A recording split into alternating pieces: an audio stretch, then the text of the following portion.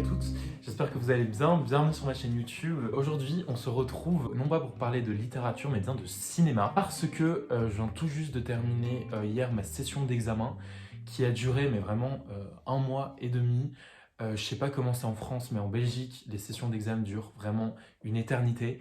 Et à chaque fois que je termine mes examens, j'ai l'impression qu'on m'a volé 2 mois de ma vie. Et là, du coup, j'ai envie de regarder plein de films. Donc, je me suis dit, quoi de mieux que me lancer un petit challenge et essayer de regarder 7 films en 7 jours. Et je me suis dit que ça pourrait être sympa de le faire avec vous. Donc, ça va être une espèce de vlog où je vais regarder les films, je vais essayer d'en parler.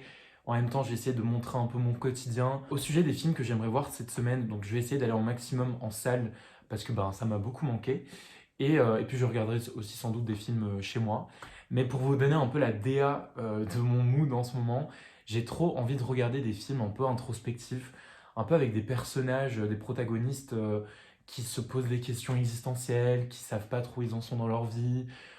Souvent des femmes de 40 ans qui se demandent qui elles sont, etc. Bref, c'est un peu cette DA-là, avec des films un peu, vous voyez, qui donnent l'impression que c'est un D alors que ça l'est pas forcément. En tout cas, le premier film dont j'aimerais vous parler, je l'ai vu hier soir au cinéma.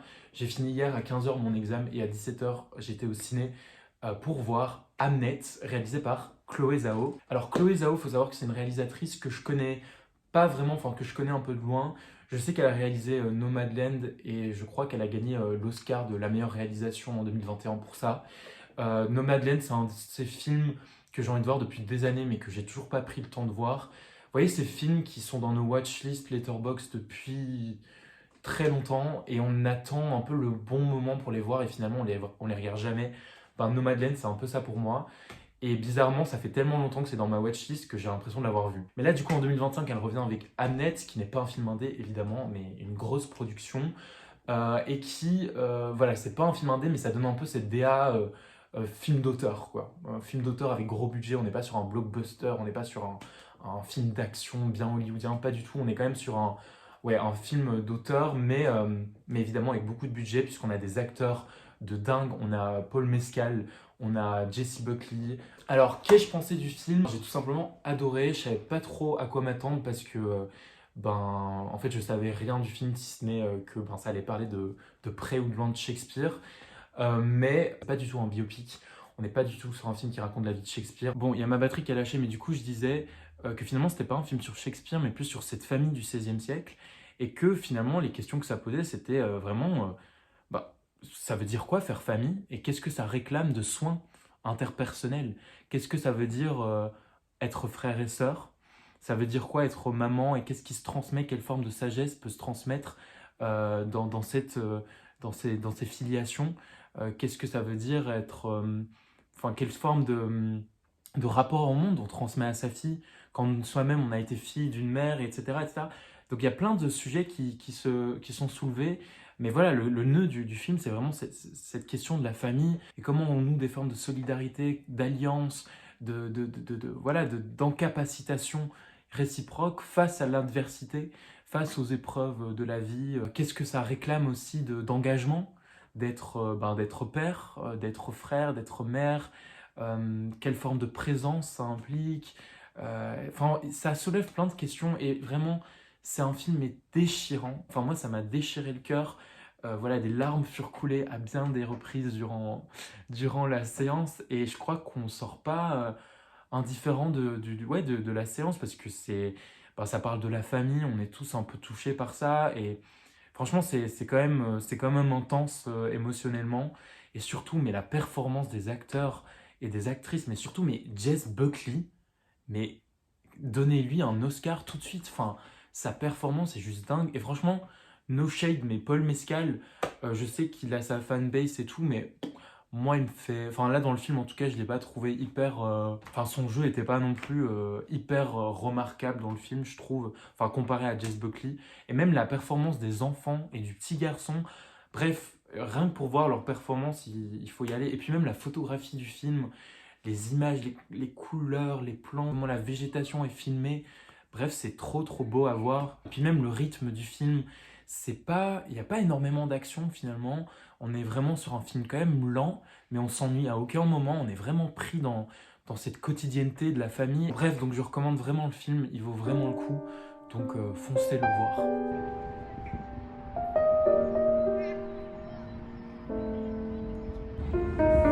Ah, il fait tellement froid, je comprends pas pourquoi je suis dehors.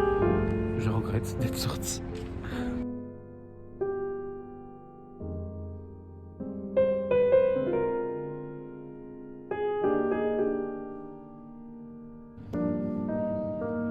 Ah, Indiana Jones. Bah, c'est pas Indiana Jones alors. C'est le bon, la brute et le truand, ça.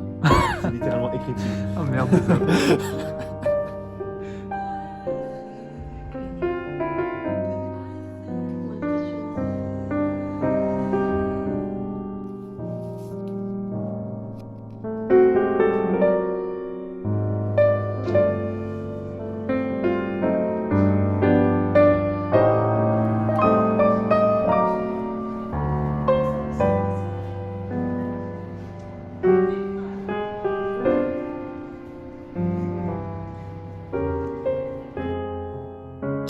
Bon, jour 2 de ce vlog. Hier, j'ai été voir un nouveau film.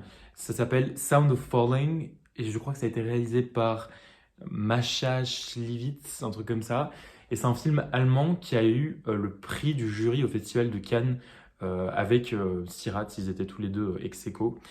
Et il faut trop que je vous en parle parce que je suis hyper perturbé. Je vais juste vous poser quelque part avant. Oh mon dieu, je commence à voir les verbes des vlogueurs sur YouTube. Je vais vous poser quelque part. Bref, j'accepte ma condition de youtubeur. Mais du coup, hier, j'ai été voir Sound of Falling. Encore une fois, j'ai été voir le film un peu aveuglément. Je savais pas du tout de quoi ça parlait et je pourrais même pas vous dire de quoi ça parle. Je crois que c'est pas le genre de film qui se laisse raconter facilement. Mais précisément parce que ça existe sur un autre mode que la narration. On suit 4 générations de femmes qui se trouvent, enfin qui habitent le même endroit, une même ferme. Et il y a tout un jeu il y a tout un jeu d'écho, de temporalité qui s'entremêle entre ces 4 générations de femmes. Enfin, j'en parle mal, mais je pourrais pas l'expliquer mieux parce que déjà, j'ai pas compris. Mais je crois vraiment que ça ne se laisse pas comprendre. On n'est pas dans un truc où on a une intrigue, une suite d'actions qui nous permet de. Enfin, il n'y a pas de dénouement, il n'y a pas de. C'est pas ça qui est en jeu là-dedans. En fait, moi, pour tout vous dire, j'ai trop eu l'impression de regarder une pièce de Maeterlinck. Genre un truc en mode pièce symboliste de la fin du 19e siècle. Parce qu'en fait, j'ai retrouvé plein de motifs et plein de procédés qu'employait déjà le théâtre symboliste à la fin du 19e. Et là, c'est le moment où je fais mon gros intello, mais ça m'a trop surpris. Il y a par exemple le motif de la petite fille ou de l'enfant qui serait le garant d'une vérité supérieure. Il y a tout ce jeu sur les contrastes entre la lumière et l'obscurité. Il y a tout le temps des bougies, des lanternes. Il y a plein d'oppositions comme ça structurantes. Par exemple, enfant, adulte, donc lumière, obscurité, jour, nuit, mais aussi marin et terrestre. Il y a plein de scènes où les personnages se trouvent sous l'eau. Et en fait, c'est plein de procédés qui permettent de rendre compte qu'en fait, on n'est pas face à une réalité stable, mais bien une réalité conventionnelle, mensongère, qui nous permet en fait de décentrer le regard et de se comprendre que l'enjeu n'est pas dans le réel, mais dans quelque chose qui nous échappe. Et c'est vraiment le même procédé que dans le théâtre symboliste, c'est ce truc de, en fait, pour accéder à la vérité, il faut la suggérer. Il faut utiliser le symbole, il faut utiliser voilà, ces petites portes d'accès. Bah justement, d'ailleurs, les portes, il y a des portes tout le temps dans le film. Il y a partout des serrures. Il y a un truc hyper voyeuriste aussi à certains moments. On sent qu'il y a aussi tout un jeu de perspective avec la caméra, où en fait, on a l'impression d'être les yeux, le regard d'un être du dehors qui vient de manière hyper voyeuriste observer les gens. Pas de fable, il n'y a pas d'intrigue, mais c'est bien pour nous dire, en fait, c'est pas là que l'attention doit être portée, c'est justement vers ce truc qui nous échappe, qui échappe au langage, qui échappe à la raison humaine. C'est là que réside le nœud du film, quoi. Donc très symboliste, même dans les personnages, parce que chez les symbolistes, il y a vraiment ce truc aussi de... Il y a certains personnages, certains archétypes qui ont accès à une vérité supérieure, et en général, c'est les enfants et les femmes et les vieux. Ou en tout cas, il y a toujours ces personnages un peu voilà, dissidents qui arrivent à voir le monde en dehors d'un regard hégémonique qui serait incarné par l'homme adulte, le scientifique, hyper rationnel. Enfin, c'est comme si pour accéder à la vérité, il fallait passer par des figures marginales qu'on n'écoute pas forcément à la base, c'est-à-dire les femmes, les gosses, les vieux, c'est tous ces gens qui à la parole non sensée. Et finalement, c'est là où circulent des vérités. Et ça d'ailleurs, ça me fait penser à un truc que Foucault dit, parce que Foucault, qui a beaucoup travaillé sur la figure du fou, etc., il dit que le fou, finalement, c'est celui à qui on autorise une certaine parole, une certaine liberté d'expression, précisément parce que c'est un fou et que ce qu'il dit n'est pas crédible. C'est-à-dire qu'on n'évalue pas sa parole sous le critère de vérité, parce que de toute façon, c'est un fou, et donc ça lui permet de dire ce qu'il veut. Et en fait, ce que Foucault dit, c'est que généralement, la parole du fou, elle permet de faire circuler des vérités de manière déformée, de manière détournée. Et Foucault rapproche cette parole du fou d'une parole qui est ancrée dans nos sociétés depuis des millénaires, qui est celle de la littérature. Et c'est vrai, finalement, la littérature, c'est un peu ce discours auquel on autorise d'énoncer des vérités sous prétexte que c'est que des histoires, c'est que de la fiction, c'est pas sérieux, c'est que de la littérature. Je sais pas pourquoi je pense à ça, mais tout ça pour dire que hier, je suis rentré chez moi, j'ai trop eu envie de lire Maeterlinck, du coup je me suis mis à lire deux de ses pièces, c'est des toutes petites pièces en un acte. J'ai lu L'intruse et Les aveugles, encore une fois, ce motif de la cécité qui est tout le temps présent. Les aveugles qui évidemment ne voient pas, mais ça leur donne justement accès à une vérité, à une réalité supérieure. Leurs conditions d'aveugle leur permettent d'échapper au monde des apparences et donc accéder à des vérités métaphysiques, etc. Bref, tout ça pour dire que j'ai vraiment kiffé le film, je vous le recommande vraiment. C'est vraiment une expérience hyper troublante, c'est très étrange, ça produit beaucoup d'étrangeté, mais je crois que ça vaut le coup. Et je sais pas pourquoi, mais j'ai l'impression que c'est un film. Vous voyez cette impression, parfois on sort d'une salle de cinéma et on se dit, ok, là ce que je viens de voir, il y a une vraie proposition, il y a vraiment quelque chose qui a été fait, que j'arrive pas encore à saisir totalement, mais j'ai vraiment cette intuition d'avoir expérimenté un truc de nouveau, un truc qui a de la valeur. Ben, c'est vraiment ce que ce film a procuré chez moi, donc je vous le recommande aussi. D'ailleurs, j'ai aussi envie de vous parler de Letterboxd, parce que là du coup j'étais en train d'écrire ma revue pour le film. Et en fait, j'ai trop besoin de vous parler de Letterboxd parce que j'ai trop un rapport conflictuel avec cette application et je trouve que we need to address the thing. Alors, il faut savoir que j'utilise Letterboxd depuis des années. Et en fait, il y a 5 mois, j'ai décidé de supprimer l'application de mon téléphone parce que je sentais que je commençais à développer un rapport toxique à Letterboxd, ce qui est un peu fou. Mais en gros, parce que, faut pas qu'on oublie que Letterboxd, c'est quand même une application, c'est quand même un réseau social. Et il faut pas oublier ça, donc c'est trop bien parce qu'évidemment ça permet de créer des communautés de spectateuristes et qu'on peut parler de films et on a un espace où on peut redécouvrir de nouveaux films, on peut en parler, on peut partager, c'est trop cool évidemment du point de vue des communautés que ça permet de forger, mais de l'autre, je trouve que il y a aussi ce revers négatif du réseau social où en gros tu te compares, ou en gros ça devient un peu performatif quoi. Et en fait je me suis rendu compte que moi ça devenait presque une pression. J'étais trop pris dans le fait qu'il y avait des gens qui allaient voir ce que j'allais écrire, la note que j'allais mettre, ou alors même voir ce que mes potes avaient mis comme like, comme note ou comme revue. Je sentais que ça m'influençait de fou, et que même parfois genre je regardais un film et limite, c'est fou ce que j'ai dit, donc vraiment préparez-vous, mais parfois je pensais plus à la note que j'allais mettre pendant que je regardais le film, alors que je n'avais même pas fini de regarder le film, que vivre le film quoi, et en faire une expérience totale, parce que du coup j'étais vraiment dans ce truc performatif de ok, je regarde pas un film rien que pour me faire plaisir, mais limite je le regarde pour le mettre sur Letterboxd. Et vraiment c'est horrible de dire ça, mais je sais pas si on est. Je suis sûr qu'il y avait plein de gens comme moi, donc c'est pour ça que j'en parle aussi. Mais du coup, je suis rentré dans ce rapport-là et je me suis dit, mais l'espace esthétique, l'expérience d'une œuvre d'art, c'est encore un des seuls espaces qui nous restent où on a accès à une authenticité véritable, où on a un rapport à soi, à son soi profond, à ses émotions, à son rapport au monde, aux autres, à qui on est, à ce qu'on veut, au désir.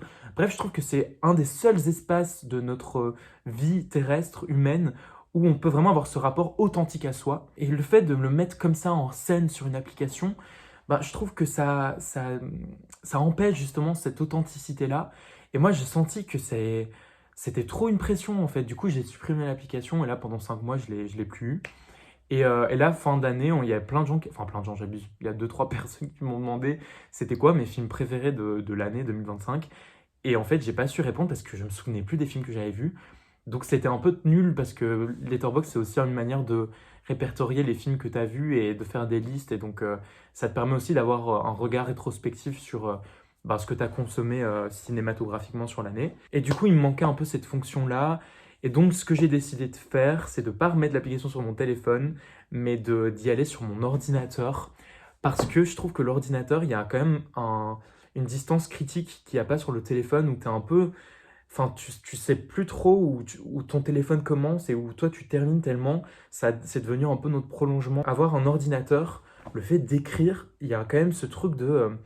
Genre, j'oublie jamais que je suis sur mon ordinateur. Il y a quand même ce truc où c'est moi qui suis encore actif. J'ai encore un pouvoir, une présence active, quoi. Donc voilà, j'ai décidé de réutiliser Letterboxd, mais de le faire uniquement sur mon ordinateur. Et franchement, ça fait 3 semaines que je fais ça et je sens que ben, je tire que les points positifs de la plateforme.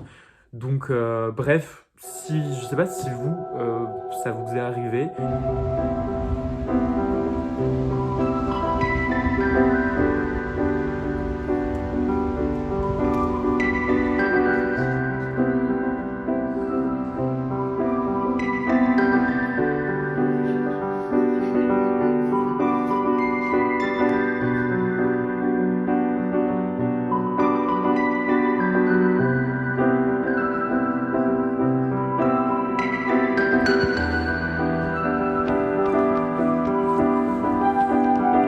Essayez de pas tomber. Mais on voit pas.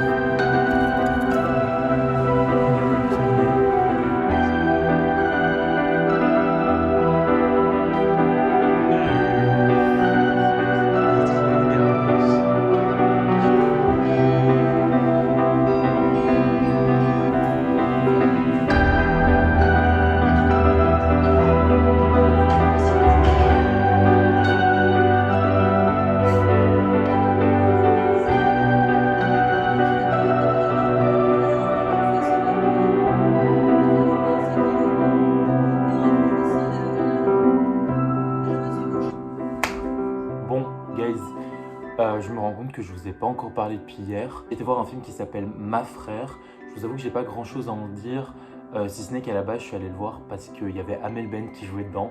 Alors, j'adore Amel Bent, c'est vraiment mon icône d'enfance, enfin, parmi d'autres.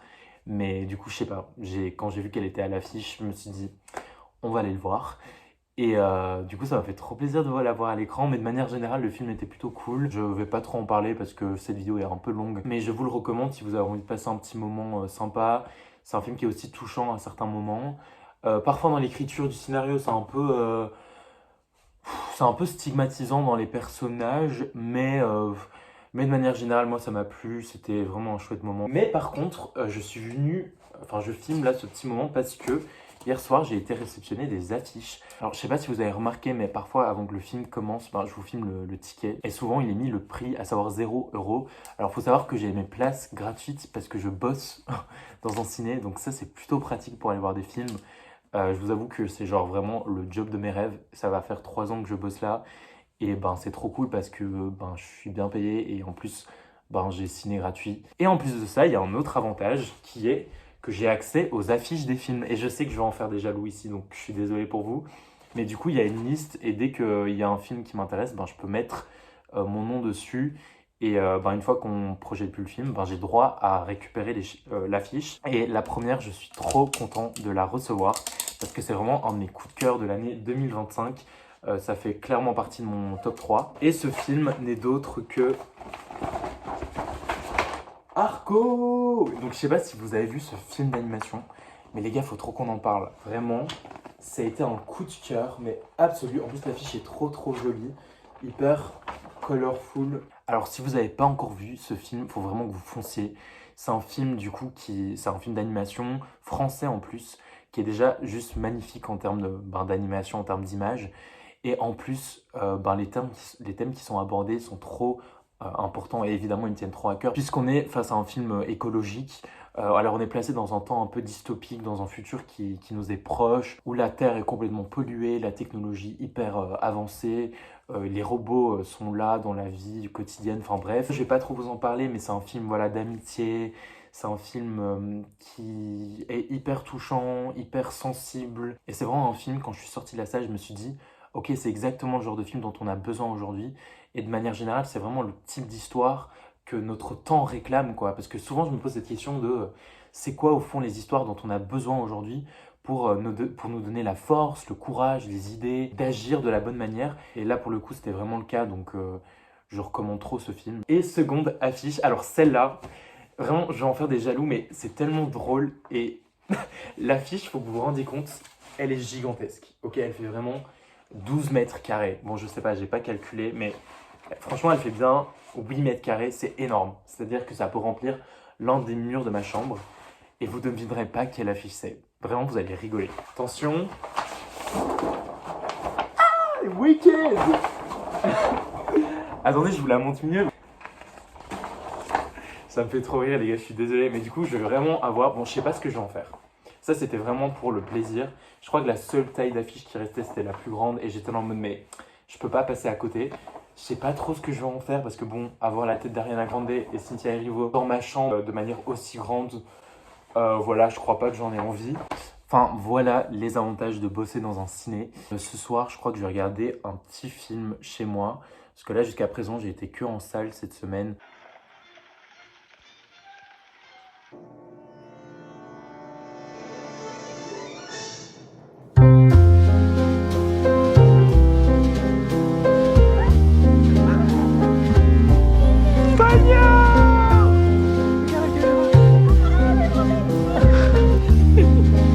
Mais elle me guide, mais elle a été force.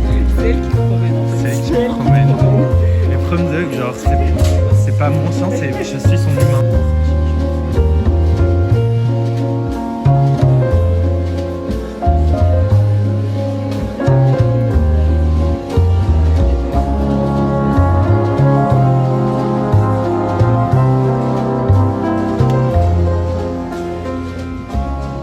Bon, les amis, il est samedi, il est 17h et je n'ai encore rien fait de ma journée, c'est un peu fou. Ça faisait super longtemps que je n'avais plus moisi comme ça chez moi. Et en vrai, je suis un peu pris entre culpabilité et désir de revendiquer ce moment comme un moment de liberté et de non-productivité. Et je me dis, mais c'est fou comme même une journée juste chez moi où je fais rien, c'est-à-dire je scrolle un peu, oups, ou je sais pas, je mange beaucoup, ou je traîne un peu dans mon lit, voilà. C'est fou comment je me sens hyper coupable alors que ça faisait vraiment 6 mois que ce n'était plus arrivé. Alors j'ai envie de publier cette vidéo demain matin, donc je vais la terminer aujourd'hui. Et j'ai pas envie que la vidéo dure 36 heures non plus, donc finalement je vais me limiter à 5 films. J'en ai marre de faire des vidéos de 3 heures aussi, donc vraiment c'est dingue comment je suis pas capable de faire des vidéos qui durent moins de 25 minutes. En tout cas, ces 2 derniers jours, j'ai regardé des films chez moi. 2 films que j'avais envie de voir depuis pas mal de temps. Le premier film que j'ai vu est Whatever Happened to Baby Jane. C'est un film qui est sorti en 62, je crois. Alors, on est sur l'histoire de 2 sœurs qui vivent ensemble et qui ont genre 70 ou 80 ans, un truc comme ça, et qui sont en fait 2 anciennes vedettes du cinéma hollywoodien. La première a eu du succès quand elle était toute petite, puis plus trop. Et la deuxième, elle, a eu un peu une carrière plus importante. On est sur une histoire de jalousie, sur une histoire de sororité contrariée, un peu monstrueuse et horrifique, puisque l'une des 2 sœurs est jalouse de l'autre et est super violente envers elle. Elle lui fait vivre un enfer et en même temps on sent qu'elle est prise dans une espèce de tourmente psychologique où en gros la célébrité qu'elle a connue quand elle était enfant lui a un peu gâché la vie en fait, c'est un peu une malédiction. Et je trouve que c'est aussi cool de pouvoir faire le portrait de ces sororités-là qui sont pas toujours belles, qui sont pas toujours des histoires de solidarité, mais aussi parfois de rivalité, de concurrence, de jalousie. Enfin, je trouve qu'il faut pouvoir montrer au cinéma ces émotions un peu rugueuses qu'on a aussi de manière générale, dans l'amitié, dans la famille, etc. Là, on est un peu face à un thriller psychologique, c'est très horrifique par moments. Et aussi, j'ai adoré l'esthétique du film, les maquillages et les personnages dans leur performance, dans leur attitude. C'était tellement camp, en fait, tellement outrancier et je suis sûr que ça a inspiré plein de films du cinéma ultérieur. Et le deuxième film que j'ai vu hier soir, c'est Sorry Baby, qui est un film qui est sorti, je crois, cette année en juin au cinéma, que j'avais raté et je râlais trop parce que j'avais trop envie de le voir. C'était exactement ce à quoi je m'attendais dans la vibe, dans la DA. Vous savez, c'est un film très lent, très introspectif. On suit les doutes, les hésitations, les questionnements de la protagoniste. C'est un film, voilà, comme j'en parlais un peu au début de cette vidéo, du type Francis Ha, Fleabag. C'est un film très doux aussi, même dans le montage. Il n'y a pas trop d'images violentes, il n'y a pas trop de couleurs, de saturation, d'action. Non, pas du tout. C'est un film réconfortant, même si ça traite de sujets compliqués et graves. Mais somehow, c'est réconfortant, ça donne envie de voir le monde autrement, d'être plus doux, d'être plus sensible à l'écoute des choses, des gens. Enfin, je sais pas comment expliquer, mais il y a vraiment un type particulier de cinéma où finalement, il se passe pas non plus grand-chose, mais où le sujet principal, ben, c'est la vie elle-même. La vie qui, en fait, est déjà pleine de substances narratives ouais, de potentiel cinématographique, c'est-à-dire, ben, ça veut dire quoi être un individu sur cette terre, ça veut dire quoi être soi, qui on est, qu'est-ce qu'on veut, c'est quoi nos inspirations, c'est quoi le sens de notre existence. Enfin, vous voyez, des films qui finalement retournent à l'essentiel, un essentiel qui peut nous paraître vide, au sens où il se passe rien, mais où finalement il y a tout. C'est vraiment ces films remplis de rien, mais qui te donnent beaucoup. Je sais pas comment l'expliquer autrement. Enfin bref, du coup, Sorry Baby, c'était un peu ça pour moi et je vous le recommande. Mais finalement, les 5 films que je vous ai présentés dans cette vidéo sont 5 films que je vous recommande. C'était aussi des films que j'attendais de voir depuis pas mal de temps. Donc voilà, j'espère vous avoir donné quelques petites envies ou idées de films à voir en ce moment. En tout cas, moi, je crois que j'ai terminé cette vidéo ici. Là, je pars dans, genre, j'ai vraiment fait ça en mode j'avais une montre, mais NDR, pour qui je me suis pris. Dans 1 heure, je pars au travail, ben, au ciné du coup.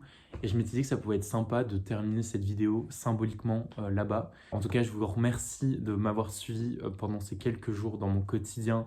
N'hésitez pas à partager vos recommandations cinématographiques dans les commentaires. Ça peut être trop chouette de se partager nos favoris. Merci de m'avoir écouté et moi je vous dis à dimanche prochain parce que j'ai envie d'installer un petit rituel du dimanche matin. Une vidéo YouTube, ça pourrait être trop chouette et j'espère trop m'y tenir. À dimanche prochain pour une nouvelle vidéo. D'ici là, prenez soin de vous. Bisous.